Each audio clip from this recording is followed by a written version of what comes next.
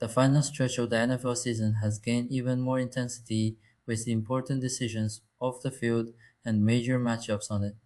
As the conference championship games draw near, the franchises that have already been eliminated are accelerating their rebuilding processes. Among them, the Buffalo Bills have caught attention by significantly expanding their search for a new head coach, showing that at this moment no possibility is off the table. On Harbaugh in various roles from 2017 to 2020, and then joined Jim Harbaugh as the D coordinator at Michigan before taking the same role with the Chargers in 2024. Speaking of John Harbaugh, he is introduced as the Giants head coach this week, agreeing to a 5-year deal to become the next head coach of the New York Giants. Harbaugh comes to East Rutherford, of course, as alluded to, by way of the Baltimore Ravens, where he was the Ravens head coach for the past 18 years, winning Super Bowl 47. And at one point in time, the Giants had the shot at the #1 overall pick, but that currently belongs to the Las Vegas Raiders, who currently hold that #1 pick for the upcoming draft. And almost every single mock, no matter where you look, has this guy, Fernando Mendoza,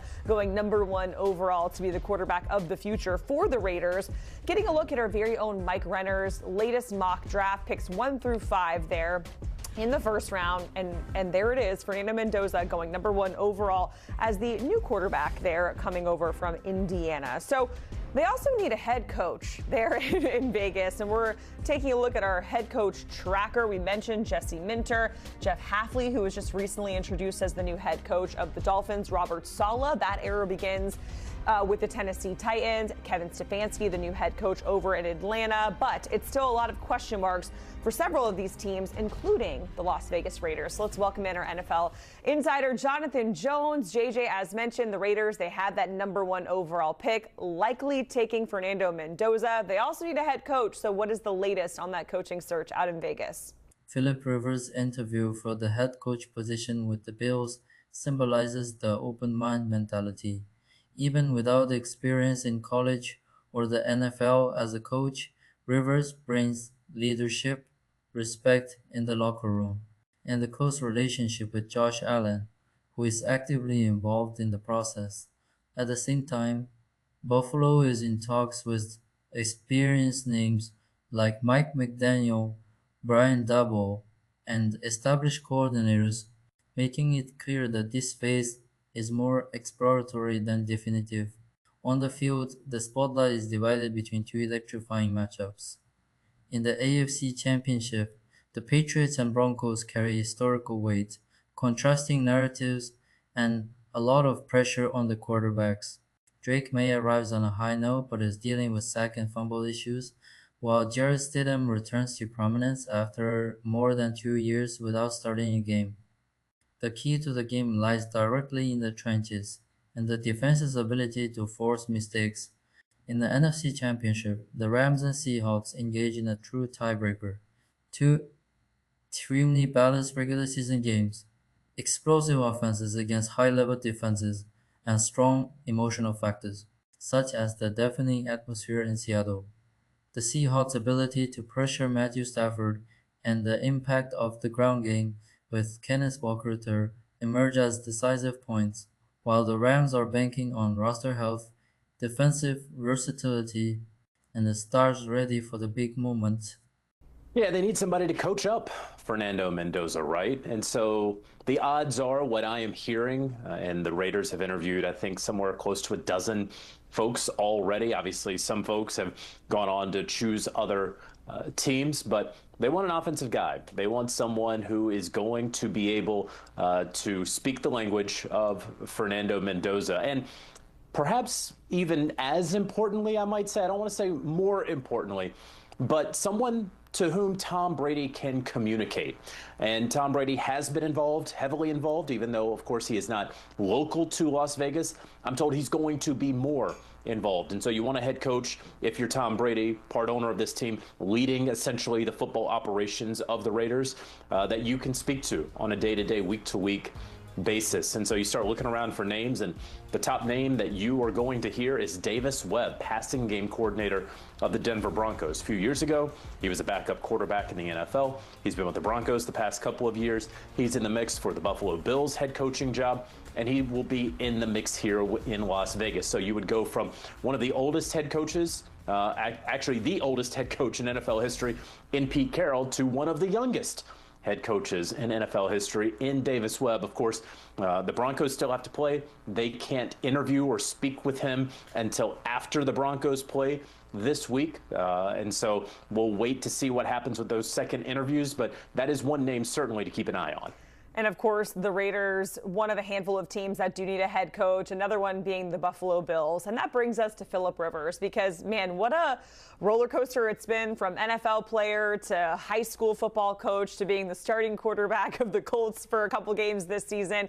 And now he's being interviewed to be the head coach of the Bills. So what more can you tell us about that, JJ? Yeah, quite a Forrest Gumpian literally trajectory, right? Like one second you're coaching all like Alabama Catholic high school football, and then you're playing the San Francisco 49ers and Seattle Seahawks, and now you might coach Josh Allen. This is incredibly highly unusual in the modern NFL to have someone be so close to potentially being a head coach who has never coached at a college or professional level before. You know, Phillip Rivers, everybody loves him. The all shucks. It's a lot of fun. But let's be clear about this. This is not typical. This is not normal what the Buffalo Bills are doing by just simply even interviewing him. I know that it happened with Jeff Saturday as the interim head coach of the Indianapolis Colts. Jim Irsay, God rest his soul, he kind of did whatever he wanted to do. And so that was an outlier. Now you have Phillip Rivers 2 weeks removed from a second retirement, potentially being Josh Allen's next head coach. And of course, this is all about Josh Allen in Buffalo. It is all about finding the coach to maximize not just Josh, but of course this Buffalo Bills team. And clearly Terry Pagula, the owner, believes that if you get someone like a Phillip Rivers, that you can get to a Super Bowl. You can get over the hump that Sean McDermott could not in nearly a decade, that you could win a Lombardi, something that this franchise has never done. So a lot of focus on Phillip Rivers right now. Josh Allen involved in those interviews, perhaps more so than any other player that I can remember in recent memory, but a couple other names to just keep an eye on. Brian Daboll, of course, who has already interviewed there, former offensive coordinator. Joe Brady, the current offensive coordinator of the Buffalo Bills. And then lastly, the aforementioned Davis Webb, who happens to be very close friends with Josh Allen. And you mentioned it, JJ. This is all about, Josh Allen maximizing his potential to get to a Super Bowl, to win a Super Bowl. But when you think of it about whoever is stepping in, how much pressure is there on that new head coach to have success and win immediately? Because you do have Josh Allen as your quarterback, and with that comes these very lofty expectations. Yeah, I would say that there's probably no person on whom there's more pressure than the next Buffalo Bills head coach, because it is very clear from what ownership has said that they believe that this is a Super Bowl team. So if you don't win a Super Bowl, right, that's the reason they fired their second most successful head coach in franchise history in Sean McDermott, because you're supposed to get there and win. So if you don't get there, and if you get there and don't win, then it has to be labeled a failure. So that's an incredible amount of pressure. There's going to be plenty of guys who go into next season on the hot seat, right? Guys who kept their jobs, maybe even though we would have had them in the mix for potentially losing them. You think of a Todd Bowles with Tampa, for example. No, the most pressure on a coach will be whoever is leading the Buffalo Bills in 2026 by virtue of what ownership has said this week and what they believe this roster can and, more importantly, should be moving forward.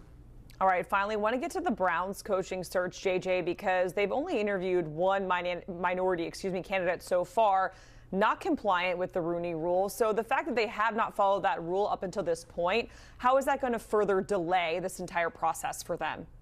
You know, and not only that, they have interviewed minorities virtually, but they still have not gotten into their building or met in person with someone from a diverse background. And we know that you have to have 2 external minority candidates that you interview in person. They are at 0. Mike McDaniel pulled his name out of the search. They're waiting until after the NFC Championship game to speak with Nate Scheelhaase, an offensive coach with the LA Rams, and they have to wait until after that game anyway to interview him in person. So there has to be one other person, right? At least for them to even be compliant with this Rooney Rule. I wouldn't be surprised if we ultimately see them interview someone from the college ranks, perhaps, in order to ultimately get compliant with this rule. And just one quick thing, because I cover this stuff a whole lot, the Browns, it was a setback for them. but a lot of folks are sort of using this Rooney Rule as a bit of a time measurement device to determine, oh, well, now you can go hire your head coach because you just checked off the old Rooney box. And I hear that a lot across the NFL. And I do want to make clear that while the Browns do appear to be behind in their process, they do very much take seriously Nate Schillhouse. I will not be surprised if in a week from now, Nate Schillhouse is the head coach of the Cleveland Browns, not because of his skin color, but because he is the best person for the job in their opinion. So, yeah, they're behind. Other teams are ahead of them. Slightly embarrassing for the Browns, no doubt about it, but they still can get their guy early next week. But it's time to put their foot on the gas. Through surprising interviews, tactical analyses, and narrow margin confrontations, the scenario is clear. The NFL is experiencing weeks that define legacies.